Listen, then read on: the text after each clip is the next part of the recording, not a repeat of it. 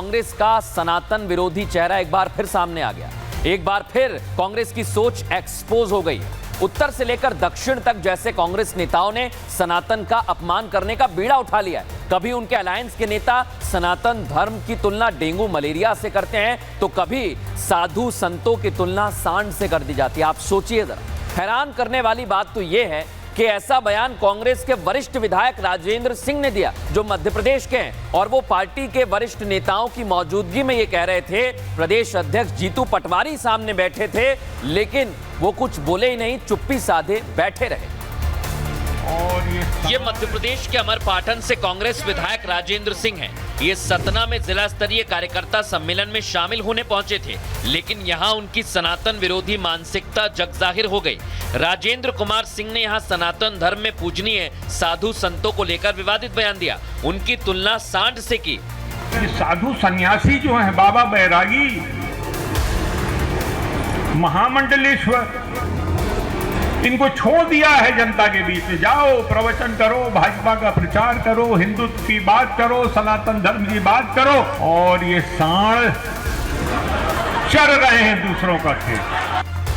BJP को घेरने के चक्कर में और तुष्टीकरण की राजनीति करते करते कांग्रेस विधायक अपनी मर्यादा भूल बैठे और सनातन का अपमान कर दिया, जिसके बाद बीजेपी से साधु संतों के अपमान से जोड़ रही है और कांग्रेस विधायक राजेंद्र सिंह पर कार्रवाई की मांग कर रही है।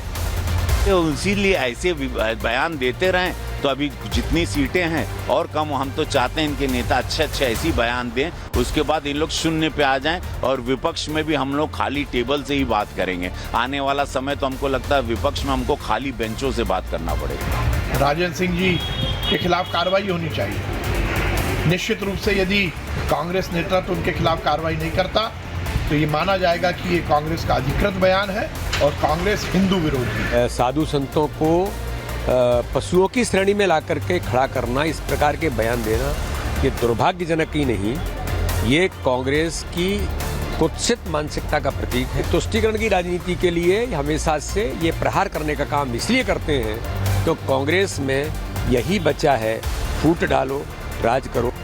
कांग्रेस विधायक के इस बयान से संत समाज भी नाराज है और अपना आक्रोश जाहिर कर रहा है। राजेंद्र जी, आप चिंता मत करो।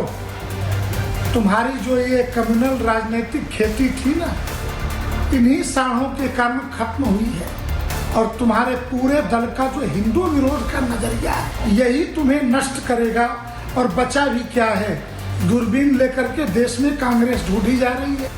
जिस वक्त राजेंद्र सिंह ने यह विवादित बयान दिया, वहां कांग्रेस प्रभारी हरीश चौधरी और प्रदेश कांग्रेस अध्यक्ष जीतू पटवारी की मौजूदगी थी, लेकिन किसी ने उन्हें इस बयान पर रोका नहीं, जो कि कांग्रेस की हिंदू विरोधी मानसिकता को दर्शाता है। इधर समाजवादी पार्टी के नेता मुगलों के साथ हैं तो हिंद के योद्धाओं का अपमान करने से परहेज नहीं कर रहे। सपा सांसद रामजी लाल सुमन ने राणा सांगा को लेकर जो बयान दिया, उस पर माफी मांगने को तैयार ही नहीं है। कह रहे हैं कि ये तो ऐतिहासिक सत्य है, और तो और खुद की जान को खतरा बता रहे हैं, यानी इनकी अकड़ जा ही नहीं रही है। हिंद के योद्धा राणा सांगा के लिए गद्दार शब्द का इस्तेमाल करने वाले समाजवादी पार्टी के सांसद रामजी लाल सुमन झुकने को तैयार नहीं है। विवादित बयान के बीच राज्यसभा में बयान की गूंज सुनाई दी, माफी की मांग उठने लगी, लेकिन नेताजी झुकने को तैयार ही नहीं है। इस जन्म में तो क्या, अगले जन्म में माफी न मांगने की अकड़ दिखा रहे हैं। इस जन्म में तो मैं माफी मांगूंगा नहीं, अगले जन्म में मुझे पता नहीं मेरा क्या होगा। पर माफी मांगने का कोई सवाल नहीं, लोगों को सही बात सुनने की आदत डालनी चाहिए। रामजी लाल सुमन आगरा में हुए उनके आवास पर हमले को प्री प्लान्ड बताते हैं, तो अपने बयान पर कायम रहते हुए कह रहे हैं कि बीजेपी को इतिहास की जानकारी नहीं है। जो बयान उन्होंने दिया वो ऐतिहासिक सत्य है। तो कहीं न कहीं प्रशासनिक खामियां रही हैं, तोड़फोड़ की, घर के शीशे तोड़ दिए गए, वहाँ जितनी गाड़ियाँ खड़ी हुई थी वो तोड़ दी गई, कुर्सियाँ तोड़ दी गई। तो कुल मिलाकर के ये सुनियोजित हमला था।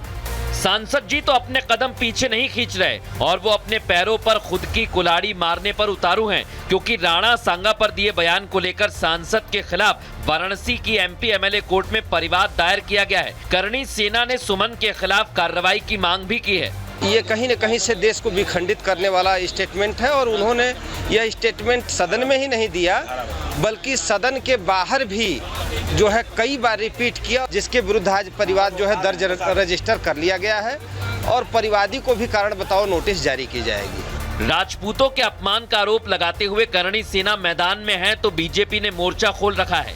सांसद सुमन खुद की जान को खतरा बता रहे हैं। बीजेपी सांसद बयान को दुर्भाग्यपूर्ण बताते हुए जल्द एक्शन की मांग कर रहे हैं।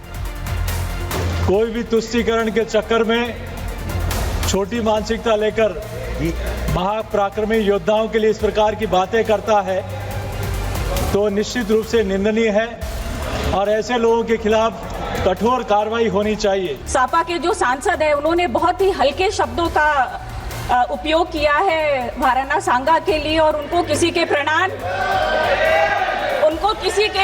प्रमाण पत्र की जरूरत नहीं है। कुछ लोग मुझसे बोल रहे हैं कि लोगों ने कानून को हाथ में ले लिया है। अगर पहले से ही इसके ऊपर एक्शन लिया जाता तो ये बात यहाँ तक नहीं पहुँचती। इधर उड़ीसा की राजधानी भुवनेश्वर में कांग्रेस के विरोध प्रदर्शन ने हिंसक रूप ले लिया। 14 विधायकों के निलंबन का कांग्रेस नेता विरोध कर रहे थे। इसी को लेकर विधायक और कार्यकर्ता उड़ीसा विधानसभा के बाहर प्रदर्शन करते करते अचानक ये प्रदर्शन झड़प में बदल गया। कांग्रेस के 14 विधायकों के निलंबन पर सड़क पर उतरे कांग्रेस के कार्यकर्ता इतने उग्र हो गए कि इन्होंने वहां तैनात पुलिस वालों पर हमला शुरू कर दिया। प्रदर्शनकारियों ने पुलिस वालों पर कुर्सियां उठाकर फेंकनी शुरू कर दी। ऐसे में इन प्रदर्शनकारियों को रोकने के लिए पुलिस ने लाठियां बरसानी शुरू की, जिसमें कुछ कार्यकर्ता जख्मी हो गए। जब इतने से भी सड़क पर उतरे कांग्रेस नेता और कार्यकर्ता काबू में नहीं आए तो पुलिस वालों ने इन पर पानी की बौछार कर दी। ये सरकार डर गया, लेकिन कांग्रेस का भी दबेगा नहीं, झुकेगा नहीं। हमारा जो लीडर बोला है राहुल जी, डरो मत, लड़ो। हम लड़ते रहेंगे, सड़क पे हुआ, सदन पे हो, लड़ेंगे, लड़ते रहेंगे। हुआ कुछ ये था कि उड़ीसा विधानसभा के अध्यक्ष सुरमा पाढ़ी ने सदन में अनुशासनहीनता के आरोप में कांग्रेस के 2 और विधायकों को 7 दिन के लिए निलंबित किया।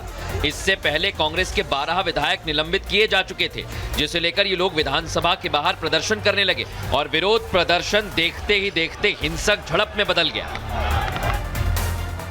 और दर्शकों, बड़ी बात है, एक एक करके जब कांग्रेस के विधायक एक दूसरे पर कुर्सी बरसा रहे थे तो पुलिस वालों ने रोकने की कोशिश की, लेकिन इधर पुलिस वालों पर भी जमकर कुर्सियां बरसाई गई हैं। हालांकि इस मामले को लेकर पुलिस अब एक्शन लेगी।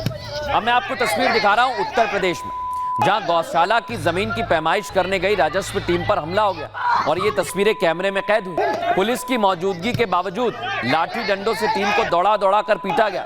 स्थानीय लोगों के हमले में लेखपाल और कानूनगो गंभीर रूप से घायल हैं। किसानों की तरफ से आरोप लगाया गया कि राजस्व टीम खड़ी फसल को ट्रैक्टर और जेसीबी मशीन से नष्ट करने जा रही थी। इसी वजह से किसान गुस्से में आए और इस तरह का प्रदर्शन किया। फिलहाल दर्शकों, न्यूज का एक्स्ट्रीम इतना ही। कल फिर हाजिर होंगे। रुक रहे हैं एक छोटे से ब्रेक के लिए, जल्द हाजिर होंगे।